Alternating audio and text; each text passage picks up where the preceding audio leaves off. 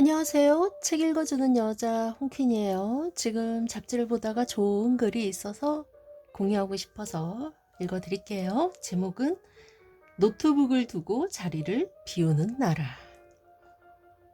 우리는 너무 당연하다고 생각해 미처 의식하지 못하는 것들이 있다.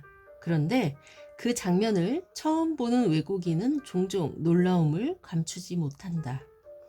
그중 하나가 카페의 풍경이다. 우리는 노트북이나 스마트폰을 테이블 위에 그대로 두고 화장실에 다녀오는 일을 대수롭지 않게 여긴다. 내가 다른 사람의 물건에 손대지 않는 것처럼 다른 사람 또한 그럴 것이라고 믿기 때문이다. 하지만 이 장면을 본 외국인들은 충격을 받는다. 사진을 찍고 누리 소통망, 즉 SNS에 올리며 믿기 힘든 나라라고 말한다. 자기 나라에서는 노트북을 두고 자리를 비운다는 것은 거의 상상할 수 없는 일이라는 것이다. 비슷한 장면은 길거리 포장마차에서도 볼 수 있다. 떡볶이와 순대를 파는 노점상 앞에는 1,000원짜리가 담긴 종이 상자 하나가 놓여 있다. 손님들은 굳이 바쁜 주인과 계산을 하지 않는다. 스스로 알아서 상자에 돈을 넣고 거스름돈을 챙긴다. 상자 안에 돈을 훔쳐가거나 거스름돈을 더 가져가는 일은 거의 일어나지 않는다. 서로를 믿는 사회적 신뢰가 있기 때문에 가능한 풍경이다. 지하철 역사의 무인 양심 가판대나 편의점 밖에 물건을 진열해 놓고 파는 모습도 비슷하다. 어떤 나라에서는 몇 분 안에 사라질 물건들이 우리나라에서는 하루 종일 그 자리에 놓여 있다. 이런 풍경은 우리 사회의 또 다른 특징과도 연결된다. 치안에 대한 신뢰다. 외국 언론은 종종 여성이 밤늦게 혼자 거리를 걸어도 비교적 안전한 나라라는 점을 한국의 특징으로 꼽는다. 이런 평가를 들을 때 우리는 뿌듯함을 느낀다. 지금까지 우리가 지켜온 삶의 방식이 틀리지 않았다는 자부심 때문이다. 공자도 살고 싶어 했던 군자의 나라. 우리나라는 예로부터 동방예의지국이라 불려왔다. 예의를 중시하는 동쪽 나라라는 뜻이다. 처음에는 중국에서 우리를 그렇게 불렀지만 어느 순간 이 말은 우리 스스로의 정체성을 설명하는 단어가 됐다. 우리가 어떤 꺼림칙한 행동을 하려다가도 동방예의지구 사람으로서 그러면 안 되지 라고 말하며 멈추는 것도 그 때문이다. 예를 갖추며 살아야 한다는 의식이 오랜 세월 우리 유전자에 녹아있는 셈이다.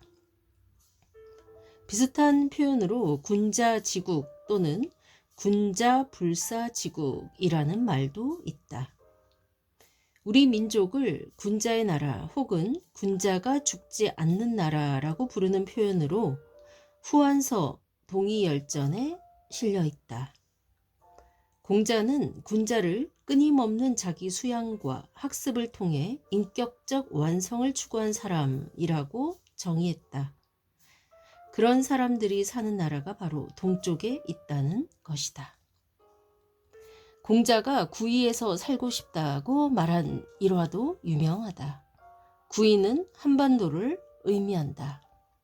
그러자 누군가 그곳은 누추한데 어떻게 하시렵니까? 라고 묻자 공자는 이렇게 답했다. 군자가 거주한다면 무슨 누추함이 있겠는가? 논어 자한편에 나오는 내용이다. 공자도 살고 싶다고 했던 나라가 바로 우리가 사는 곳이었다. 그러니 그 후손이 카페에서 노트북을 훔쳐가지 않는 것쯤은 당연한 일인지도 모른다. 우리는 때로 예를 형식적이고 낡은 문화, 하루빨리 버려야 할 유산이라고 비판하기도 한다. 그러나 예의 근본은 타인에 대한 배려와 존중이다. 부모에 대한 효, 어른에 대한 공경, 지하철 노약자석과 임산부석 같은 약자에 대한 배려, 줄서기와 분리수거 같은 공동체적 실천 역시 그 연장선에 있다. 예의 근본을 가장 잘 보여주는 작품이 유영호 작가의 그리팅맨이다. 허리를 굽혀 인사하는 것은 그 자체만으로도 상대에 대한 공경심을 드러내는 예법이다. 유영호 작가는 남미 우루과이부터 유럽, 스페인까지 세계 곳곳에 그리팅맨을 세워 한국의 예를 전하고 있다.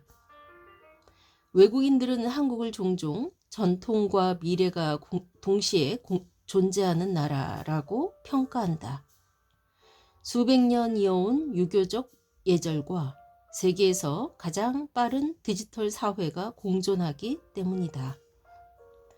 앞으로 우리가 만들어갈 미래 역시 다르지 않을 것이다. 첨단 기술이 아무리 발전해도 그 중심에는 인간에 대한 예의와 신뢰가 있어야 한다. 그것이야말로 우리 사회가 오랫동안 지켜온 가장 중요한 DNA일지도 모른다. 네, 이상입니다. 이 글은 미술평론가인 조정육 님이 썼습니다.